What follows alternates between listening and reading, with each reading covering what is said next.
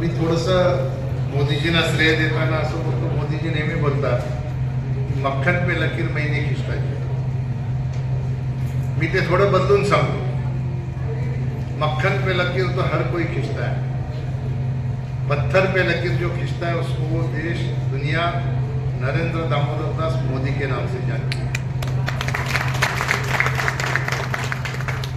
आणि म्हणून न होणारी कामं, काश्मीर मधला 370 कलम असेल, राम मंदिर असेल, 35E असेल, नक्सलाइट सारखं काम असेल, हे सगळं अतिशय जलद गतीने मोदीजींच्या नेतृत्वामध्ये या देशामध्ये झालं. तर 370 कलम हटलं, आपण सगळ्यांनी पाहिलं. मी त्याला बदलून असं सांगतो की 15 ऑगस्ट 1947 आपला देश स्वतंत्र झाला. ही तारीख सगळ्यांना माहिती. आपण तो दिवस बघितला का? 26 जानेवारी 1950 आपला देश प्रजासत्ताक झाला.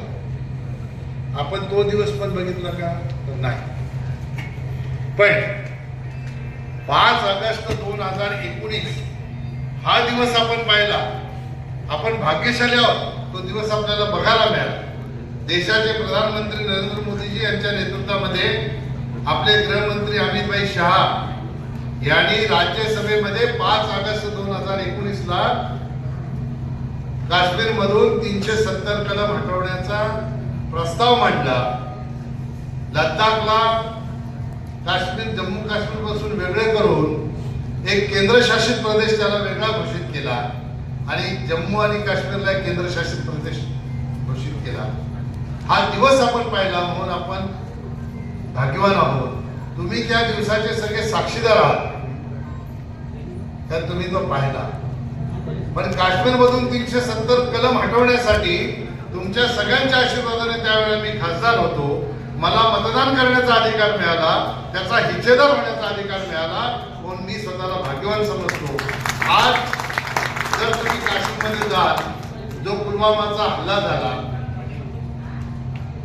ह्यापूर्वी काश्मीरमध्ये अशा काही घटना घडल्या तर भारताच्या बाजूने कधी प्रतिक्रिया येत नव्हत्या. पहिल्यांदा असं झालं, आपल्या डोंबिवलीचे काही आपले सहकारी त्याच्यामध्ये शहीद झाले. पण पहिल्यांदा तिथल्या स्थानिक लोकांच्या प्रतिक्रिया आल्या की जे काही पाकिस्तानने केलेलं अतिशय नीच कृत्य आहे. तुमच्या सगळ्यांच्या आशीर्वादाने मंत्री म्हणून काम करायला संधी मिळाल्यानंतर उत्तर भारतातली जी राज्य आहेत, अरुणाचल प्रदेश, मेघालय, मिझोराम, या सगळ्या राज्यांमध्ये जाण्यासाठी प्रधानमंत्री कार्यालयाने सूचना केल्या. सगळ्याच मंत्र्यांना पाठवत होते. मला काश्मीरलाही अनेकदा पाठवलं. पश्चिम बंगालला तर 6 लोकसभा मला दिल्या होत्या. आपले सतीश धवन तिकडे मला कायमचेच भेटायचे. 2.5 वर्ष सतत मी पश्चिम बंगालमध्ये होतो. पण काश्मीरचा अनुभव एक वेगळाच अनुभव आहे. पहिल्यांदा जेव्हा मी भूज जिल्ह्यामध्ये गेलो काश्मीरला, 2 दिवसाचा दौरा होता. अनेक कामांची उद्घाटन झाली, अनेक कामांची भूमिपूजन झाली, काही ठिकाणी व्हिजिट केल्या, भेटी दिल्या. तर आम्ही काय करावं हे सगळं प्रधानमंत्री कार्यालयातून लिहून यायचं. त्याप्रमाणे सगळे कार्यक्रम केल्यानंतर दुसऱ्या दिवशी समारोपाचा कार्यक्रम होता. 700-800 लोक समारोपाच्या कार्यक्रमाला होते. हे 370 कलम जाऊन मला वाटतं 2-3 महिने झाले असते. परिणाम काही लगेच दिसत नव्हता. मी अतिशयोक्तीने नेहमी सांगतो, त्या ठिकाणी मोदीजींनी केलेल्या सगळ्या कामाची माहिती दिली, योजनांची माहिती दिली. 700-800 लोक समोर बसले होते. निर्विकार चेहऱ्याने फक्त बघत होते. कोणी टाळी वाजवत नव्हतं, कोणाचा काही रिस्पॉन्स नव्हता, त्यांना काही पडलं नव्हतं. मोदीजींचं नाव घेतलं की ज्यांच्या डोक्यामध्ये सलग भरते, अशा प्रकारच्या सगळ्या त्या लोकांचं वर्तन होतं.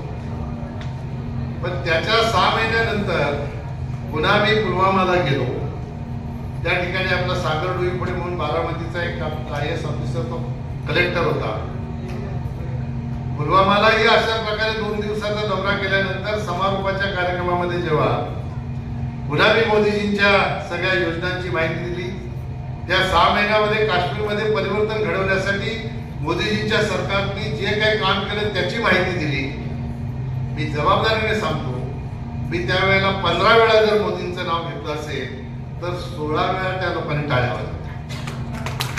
हे जे परिवर्तन आहे ते मोदीजींनी त्या ठिकाणी काश्मीरमध्ये केलेल्या कामाच्या माध्यमातून झालेलं परिवर्तन. अशा प्रकारे जे नेतृत्व आपल्याला लाभलं मोदीजींच्या रूपाने, ज्यांच्या माध्यमातून आपण आज सगळ्या प्रकारची पदं मिळवत आहोत किंवा आपल्याला ती पदं दिली जात आहे, त्याचं सगळ्यात मोठं श्रेय कोणाचं असेल तर देशाचे प्रधानमंत्री नरेंद्र मोदी यांचं आहे. आणि ही खरी आपल्या प्रधानमंत्र्यांची नेतृत्वाची ताकद आहे. मग सर्जिकल स्ट्राईक असेल, एअर स्ट्राईक असेल, आज भारतावर कोणी हल्ला केला तर त्याला ताबडतोब प्रतिकार करण्याच्या सूचना सैन्याला मोदीजींनी दिलेल्या.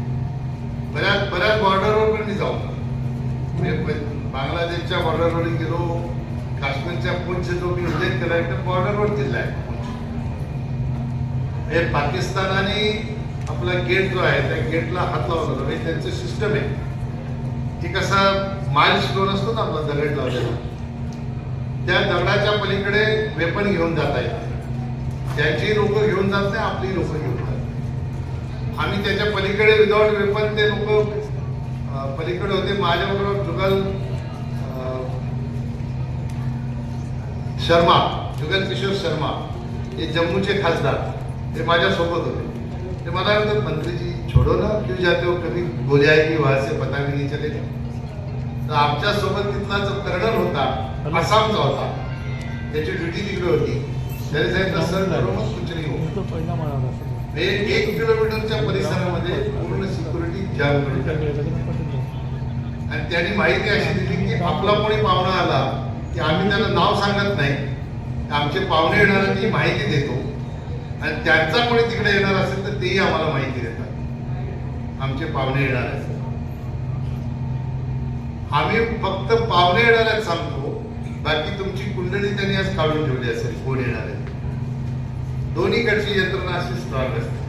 हे सांगण्याचं तात्पर्य असं की पूंछ सारख्या बॉर्डरच्या गेटला हात लावण्याचं भाग्य जर मला लाभलं असेल तर पहिलं आपल्या लोकसभा क्षेत्रातल्या लोकांनी निवडून दिलं म्हणून लाभलं, दुसरं देवेंद्रजी आणि मोदीजींनी मंत्री केलं म्हणून लाभलं. हे आपल्या खऱ्या अर्थाने या 2 नेत्यांच्या ताकदीच्या जोरावर हे सगळं बघण्याची संधी मला त्या ठिकाणी मिळाली. म्हणून आपण जेव्हा सगळं काम करतो तेव्हा आपण सगळ्या गोष्टी लक्षात ठेवल्या पाहिजे. ती प्रधानमंत्री आवास योजना असेल, आयुष्यमान भारत योजना असेल, उज्ज्वला योजना असेल, PM किसान सन्मान निधीची ह्या सगळ्या योजना आहेत. या योजनांची माहिती आपल्याला सगळ्यांना आहे, त्याच्या डिटेलमध्ये मी जात नाही. पण याचे फायदे काय थोडंसं आपण त्याचं विश्लेषण केलं पाहिजे. म्हणजे प्रधानमंत्री किसान सन्मान योजना जेव्हा आली तेव्हा 6,000 रुपये शेतकऱ्याला 1 वर्षाला द्यायचे. राहुल गांधी यांची टिंगल उडवली. राहुल गांधींनी सांगितलं शेतकऱ्याला वर्षाला 6,000 रुपये देणं म्हणजे दिवसाला 17 रुपये देणं. बघा 365 त्याला भागा 17 रुपये येणं. मी त्यावेळेलाही भाषण करत होतो की मोदीजींनी निदान 17 रुपये दिले, तू 7 पैसे देऊ शकला नाही. 55 वर्ष या देशावर राज्य केलं.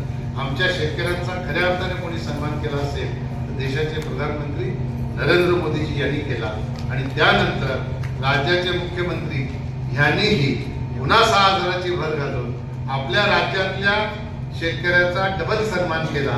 आणि आज आपल्या राज्यात शेतकऱ्याला सन्मान निधी म्हणून राज्याचे 6,000, केंद्राचे 6,000 असे 12,000 रुपये मिळायला लागले. ते मिळायला लागले बरोबर आहे, तर ते लोकांना सांगणार कोण? ती सांगण्याची जबाबदारी आपल्यावर आहे. ते काम आपण केलं पाहिजे. ते कसं सांगायचं त्याच्यासाठी हे प्रशिक्षण आहे. आयुष्यमान भारत योजना, आयुष्यमान भारत योजना ही योजना आल्यानंतर खऱ्या अर्थाने गोरगरीब जनतेच्या जीवनामध्ये आमूलाग्र असा बदल झाला. आपल्या आजूबाजूला तुम्ही नजर फिरून बघा, ही कुठलीच योजना नव्हती.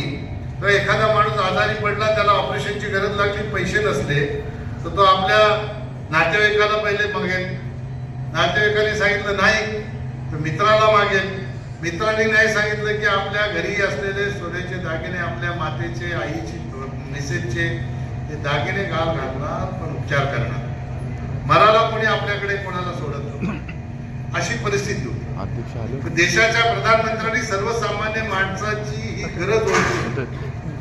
आयुष्यमान भारत योजना आणली आणि आयुष्यमान भारत योजनेच्या माध्यमातून 5 लाखापर्यंतचा उपचार हा फ्री करण्याची संकल्पना मोदीजींनी केली. त्याच्यामुळे गोरगरीब जनतेला फार मोठ्या प्रमाणात त्या योजनेचा लाभ झाला. आपल्या मुरबाडला विकास यात्रा जेव्हा सगळ्या देशामध्ये निघाली होती, त्या विकास यात्रेच्या निमित्ताने मी गेलो होतो. या ठिकाणी एक 65 वर्षाचा आपला सहकारी, ज्याला बायपास त्याची झाली होती, त्याला माझ्या समोर आणलं. त्याने आपल्या माईक घेतला आणि माईक मध्ये सांगितलं, मी आज जर काय जिवंत असेल तर याचं सगळं श्रेय देशाचे प्रधानमंत्री नरेंद्र मोदी यांना आहे. मला 4.5 लाख रुपयाचा खर्च सांगितला होता, माझ्याकडे पैसे नाही, पण मला एकाने सांगितलं आयुष्यमान कार्ड असेल तर तुझा उपचार फ्री होईल. आणि त्या आयुष्यमान कार्डावर माझं ऑपरेशन बायपास सर्जरी झाली आणि आज निव्वळ आणि निव्वळ माझं हृदय धडधड करते. याचं कारण काय असेल तर देशाचे प्रधानमंत्री नरेंद्र मोदी आहे. या नरेंद्र मोदींच्या योजनेचा हा खऱ्या अर्थाने लाभ. शौचालयाचा विषय असेल, शौचालयाच्या बाबतीत आपल्याला सगळ्यांना माहित आहे की आपल्या ग्रामीण भागामध्ये अशा प्रकारची मानसिकता असायची की जिथं आपण जेवण बनवतो तिथं शौचालय कोण बनवायच्या मानसिकतेत नसते.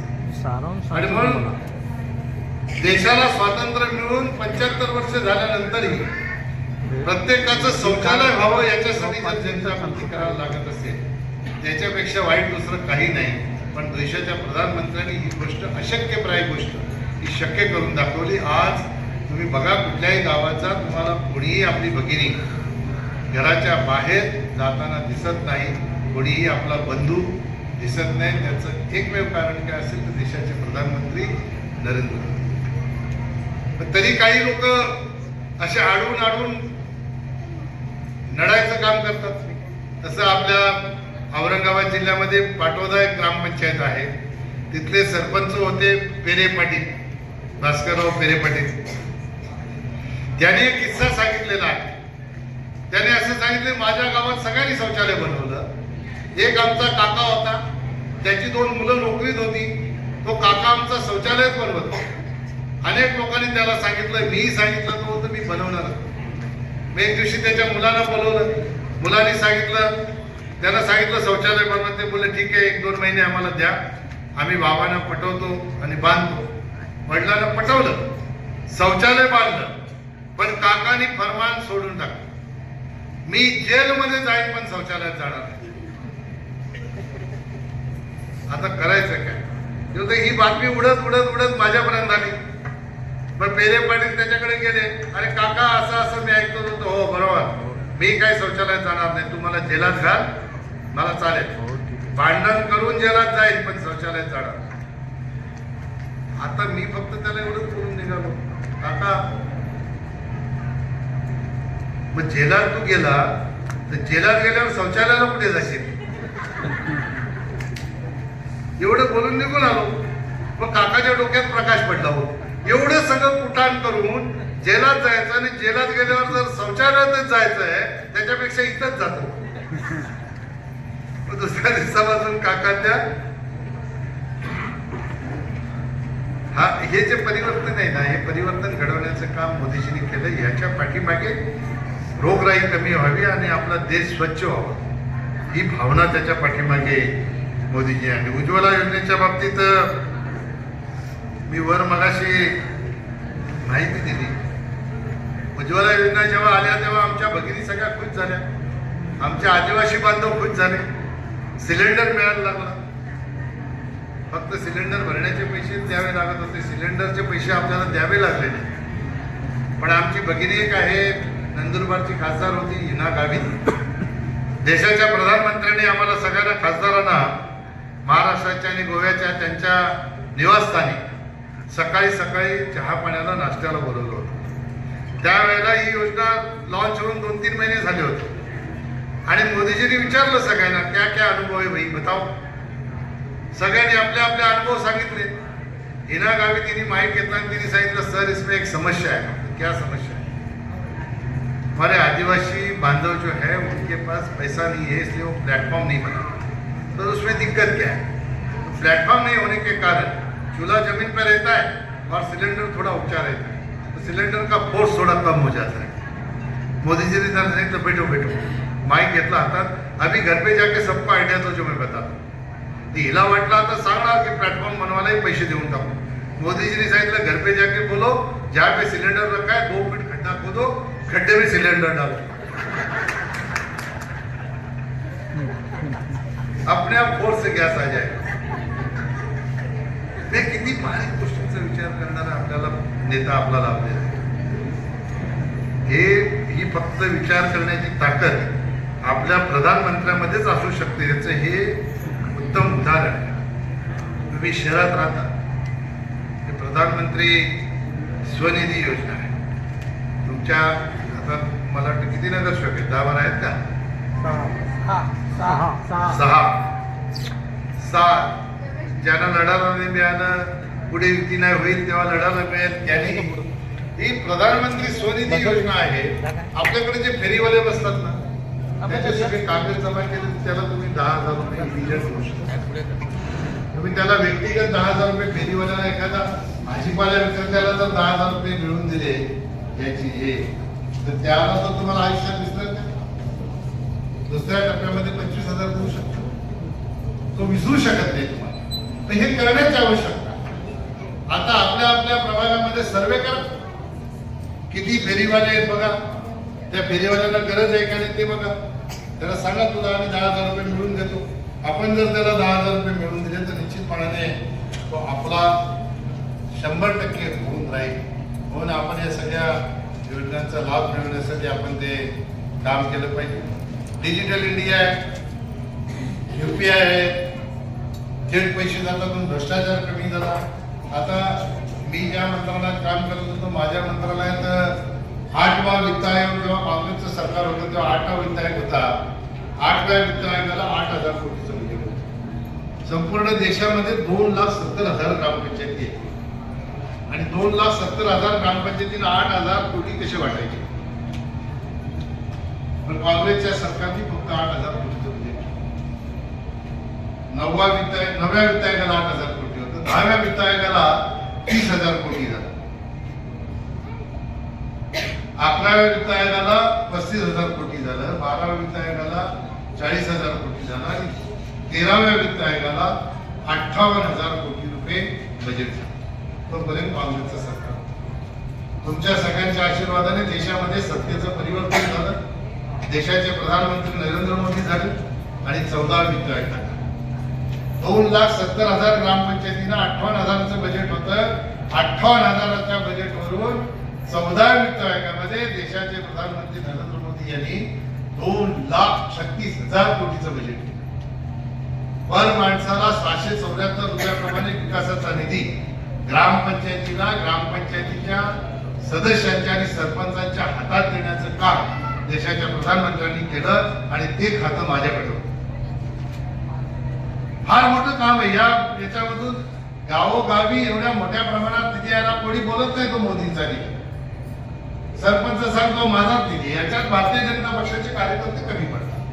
म्हणून भारतीय जनता पक्षाच्या कार्यकर्त्यांनी ह्या ज्या योजना आहेत या लोकांपर्यंत पोहोचवल्या पाहिजेत आणि त्या आपल्या कशा आहेत याची माहिती देण्याचं काम केलं. हे डिजिटल इंडिया आणि मेक इन इंडिया या 2 योजना आहेत. मधल्या काळामध्ये मला अश्विनी वैष्णव यांचा फोन आला. अश्विनी वैष्णव यांच्याकडे ते खाते आहे. त्यांचा मला फोन आला, भाई साहब आदमी आपको मिलेगा. मी मंत्री होतो, ते मंत्री आहेतच अजून, रेल्वे मंत्री आहेत. मला भेटलो तो माणूस आला.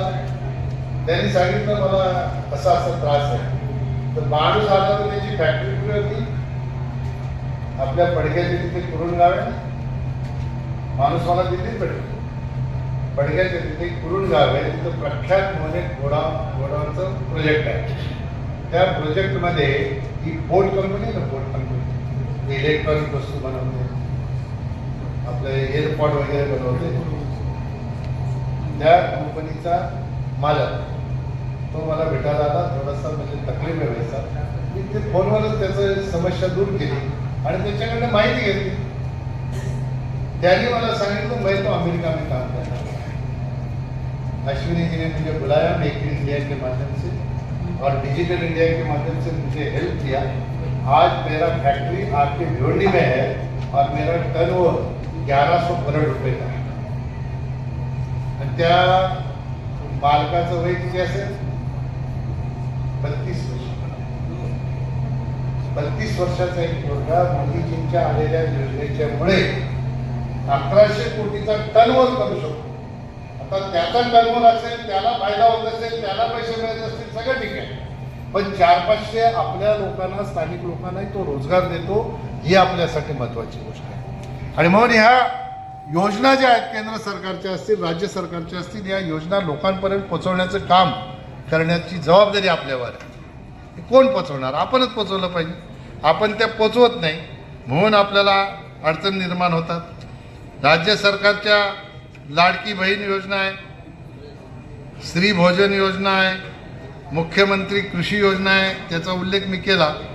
महिलांना आर्थिक मदत देण्याची भूमिका आहे. अशा अनेक योजना ज्या आहेत राज्य सरकारच्या माध्यमातून ज्या राबवल्या जातात, त्या योजनांचा लाभ ही आपण लोकांना दिला पाहिजे. लोकांना घराघरात जाऊन त्याची माहिती देण्याचं काम आपण केलं पाहिजे. मधल्या काळामध्ये युक्रेनचं युद्ध सुरू झालं. आपल्या जगाच्या पाठीवर तुम्ही बघा, UPI आपलं आलं. कोरोना आल्यानंतर UPIच्यामुळे कोणाचंच काही नडलं नाही.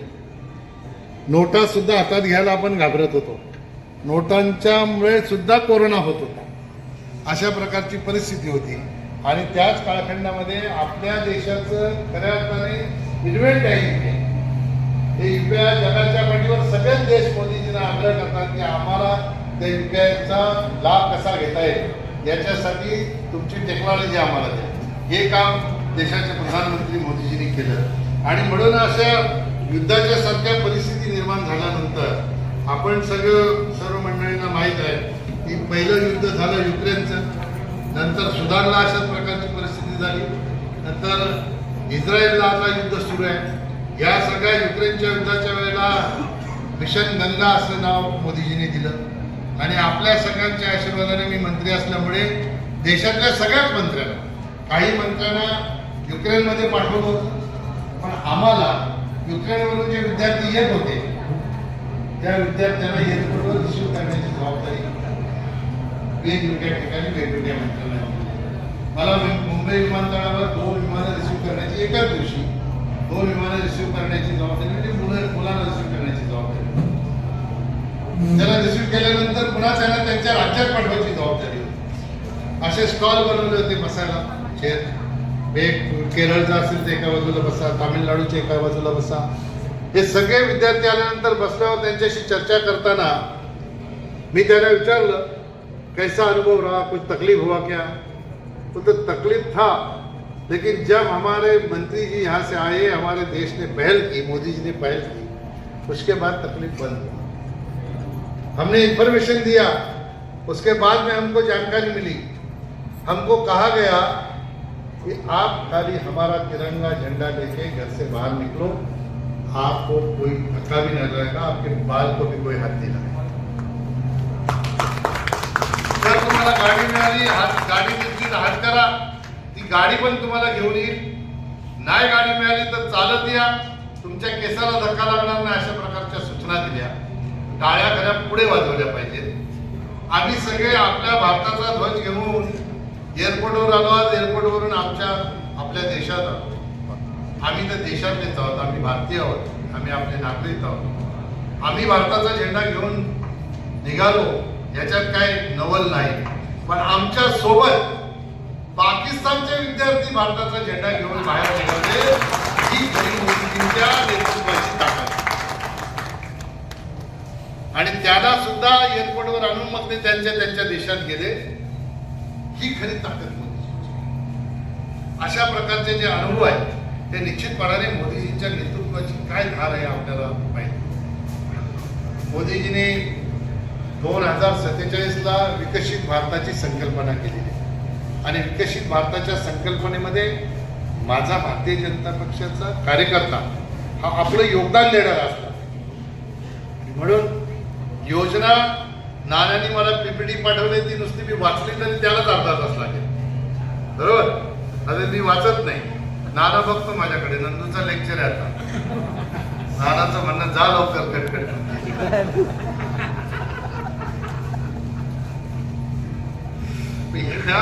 या सगळ्या योजना आहेत, या नेणार कोण लोकांपर्यंत?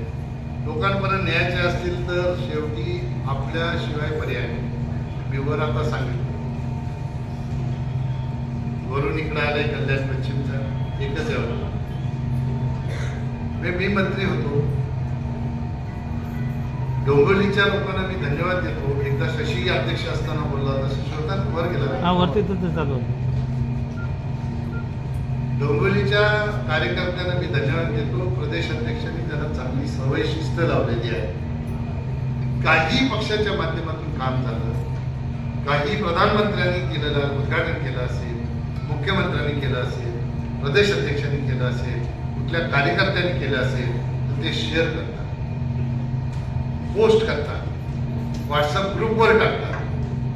कल्याण पश्चिम मध्ये सवयच नाही, तुमच्या पूर्वेत पण सवय नाही. मला तर माझ्या पोस्ट कोणी फॉरवर्ड केलेल्या किंवा लाईक केलेल्या मला अनुभवच नाही.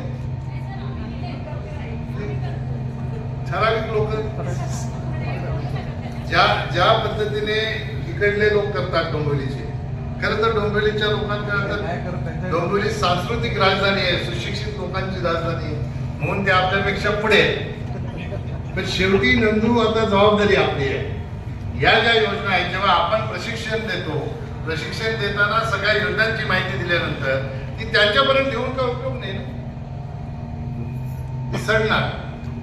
मी एक उदाहरण नेहमी देतो की माझ्याकडे जर 1 रुपया आहे आणि तुमच्याकडे 1 रुपया आहे, तुम्ही मला 1 रुपया मागितला, मी तुम्हाला दिला, तुमच्याकडे किती होतील? 2. माझ्याकडे काय राहील? 0. बरं, माझ्याकडे एक विचार आहे, तुमच्याकडे एक विचार आहे. तुम्ही मला मागितला, मी तुम्हाला दिला, तुम्हाला मी मागितला, तुम्ही मला दिला, काय होणार?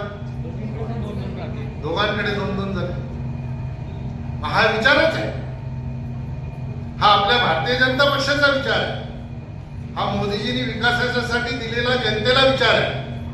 हा विचार लोकांपर्यंत आपण पोहोचवला पाहिजे. लोकांना सांगितलं पाहिजे की देशाच्या उभारणीमध्ये आम्ही आणलेल्या योजनेचा निश्चितपणाने मोठा हात आहे आणि या योजनांचा तुम्ही लाभ घ्याल तेव्हा तुम्हीही सक्षम व्हाल. आता विकसित भारत 2047ला करायचं असेल तर प्रत्येकाने योगदान देण्याची आवश्यक. मोदीजींचं विजन कसं आहे तुम्हाला सांगतो. आमची जेव्हा मंत्री परिषदेची शेवटची बैठक झाली 2024ला निवडणुकीच्या आधी, 100 दिवसांचा कार्यक्रम मोदीजींनी कोणाला दिला असेल तर त्यांना माहिती आहे, खासदार सगळे निवडणुकीत जाणार, मंत्री निवडणुकीत जाणार, पण सगळ्या सेक्रेटरीना 100 दिवसाचा कार्यक्रम दिला आणि त्यांना सांगितलं आप ऐसा मत समजिए कि मैं आने वाला नहीं हूं, मैं ही आने वाला हूं. आम्ही राहिलो, आम्हाला नाही जाता आलं, पण मोदीजींनी हे आत्मविश्वास माणसाचा कसा असतो त्याचं मीच पुन्हा येणार आहे, मला 100 दिवसाचा कार्यक्रम तुम्हाला राबवायचा आहे. मी आल्यानंतर पहिल्यांदा ह्याची आढावा बैठक घेणार. हे विकसित भारत ही संकल्पना 2047ला पूर्ण व्हावी यासाठी निवडणुकीच्या कालखंडामध्ये सुद्धा त्या कामामध्ये खंड पडू नये याची खबरदारी देशाच्या प्रधानमंत्री. देशाचे प्रधानमंत्री भाषण करताना सांगतात मी सुद्धा एक तुमचा प्रमुख आहे, सांगतात की नाही सांगत? आपण एवढे पूर्ण लागून गेलो, ज्यांच्या जीवावर आपण निवडणुका जिंकतो त्यांच्या जीवावर आपलं सगळं चाललं. भारतीय जनता पार्टी आणि मोदीजी, दुसरं काय आहे का? राजन देवेंद्रजी, यांच्या जोरावर आपलं सगळं चाललेलं आहे आणि त्यांनी जे काही राज्याच्या आणि देशाच्या हितासाठी केलेलं आहे ते लोकांपर्यंत सुद्धा आपण पोहोचू नये. देशाचा प्रधानमंत्री एक जर उंची जबाबदारी घेत असेल तर आपण त्यांनी दिलेल्या ज्या योजना आहेत त्या लोकांपर्यंत नेण्याचं काम केलंच पाहिजे, आपल्याला सांगायलाच नाही लागलं पाहिजे. म्हणून येणाऱ्या काळामध्ये निश्चितपणाने या सगळ्या गोष्टींकडे लक्ष ठेवून या सगळ्या योजना जनतेपर्यंत पोहोचवण्याचं काम आपण करावं. मी पुसटचा उल्लेख करतो, मगाशी केला, माझा तो काही विषय नाही, म्हणाल तरी विषय दिलेला आहे SIRचा. आमच्याकडे काल बैठक झाली, माधवीताई आली होती. भिवंडीमध्ये फार मोठ्या प्रमाणात आणि कल्याण पश्चिममध्ये त्याला लक्ष घातलं पाहिजे या सगळ्या गोष्टींकडे. त्यामध्ये प्रेझेंटेशन देताना माधवीताईंनी शेवटची एक गोळ सांगितली की 100 दिवसाचा कार्यक्रम आहे. 100 दिवस म्हणजे मी त्या ठिकाणी कोटीही केली. BLO ते सरकारी अधिकारी, बरोबर, काय फुलफॉर्म BLOचा कोणाला माहित आहे? Booth level officer. आता आपण पक्ष आहे BLA1, हे काय बूथ लेवल एजंट, हा आपला एजंट आहे. आणि BLA1 नी BLA2 नेमायचे. ते तुमच्या आता जिल्ह्यामध्ये जेवढे बूथ असतील तेवढे तुम्हाला BLA2 BLA1 ला नेमायचे. मी ह्याला पोटी करताना माधवीताईला सांगितलं की आपल्या कार्यकर्त्यांनी कसं केलं पाहिजे. BLO म्हणजे काय? ब्लो. कुठे बांधतो आपण? गळ्याला बांधतो, नंतर गळ्याला बांधतो. आता BLO हा गळ्याला बांधतो आणि BLA1 कसा पाहिजे तर माधवीताईने सांगितलं तो संघर्ष करणारा पाहिजे, BLOशी झगडा करणारा पाहिजे, त्याला नामोहरम करणारा पाहिजे, असं माधवीताईने तिच्या प्रेझेंटेशन मध्ये सांगितलं. मग मी सांगितलं बरोबर आहे. बरं, कशी समर्पक नावं होतात. BLOला बोला ब्लो, गळ्याला बांधतो. आता BLA म्हणजे बला. बोला त्या BLOला असं वाटलं पाहिजे अरे कुठली बला आहे, माझा कळा दाखतो की काय. असं काम त्याच्याकडून केल्याशिवाय तुम्हाला सर्वमध्ये यश येणार. आणि म्हणून त्याच्यासाठी आपल्याला सगळ्यांना लक्षपूर्वक काम केलं पाहिजे. त्याच्यामध्ये थोडं आपलंही नुकसान होणार. काही उत्तर भारतीय मतं जी आहेत ती आपल्याला मिळणारी असतात, काही विशिष्ट समाजाची मतं आहेत ती आपल्याला मिळत नाही. पण त्याच्याबद्दल ही गैरसमज सगळीकडे पसरवला जातो. ही 1952 सालापासून चालत येण्यात आलेली प्रक्रिया आहे. 1952 सालापासून कधी 1 वर्षात झाले, कधी 2 वर्षात झाले, कधी 5 वर्षात झाले, कधी 10 वर्षात झाले. आता शेवटची महाराष्ट्रात 2002ला झाली. आपल्याकडे 24 वर्षे झालंच. 24 वर्षाचा बॅकलॉग आहे. सगळ्यात मोठं उत्तम उदाहरण आपल्यासमोर बिहारचं आहे. बिहारमध्ये राबवलं गेलं आणि त्याचा रिझल्ट काय आपल्याला बघितलं. आपल्याकडेही अशाच प्रकारचा फायदा हा निश्चितपणाने आपल्याला होईल. पण त्या प्रेझेंटेशनमध्ये एक वाक्य असं होतं, 100 दिवस सगळ्या कार्यकर्त्यांनी नीट लक्षपूर्वक हे काम करा. या 100 दिवसाचे तुम्ही काम कराल ते पुढच्या 50 वर्षाची राजकीय दिशा ठरवणारा रिझल्ट तुम्हाला बघायला मिळेल. मी माधवीताईला सांगितलं माझी एक सूचना आहे, त्याच्यात ॲड करता आलं तर निश्चित करा. 100 दिवसामध्ये आपण केलेलं काम हे फक्त पुढच्या 50 वर्षाची राजकीय दिशा ठरवणारं नसेल तर पुढच्या 50 वर्षाची भारतीय जनता पक्षाची राजकीय दिशा ठरवणार. पुढच्या 50 वर्षाची भारतीय जनता पक्षाची राजकीय दिशा ठरवायची असेल आता जबाबदारीने सगळ्यांनी मला उभं राहायचं आहे की नाही राहायचं ह्याचा विचार करू नका. पक्षासाठी नाही, देशासाठी म्हणून हे करायचं. का मी झालेलं आहे. तुम्ही विचार करा, तुम्ही माझा व्हिडिओ पाहिला असेल मतदानाच्या दिवशी,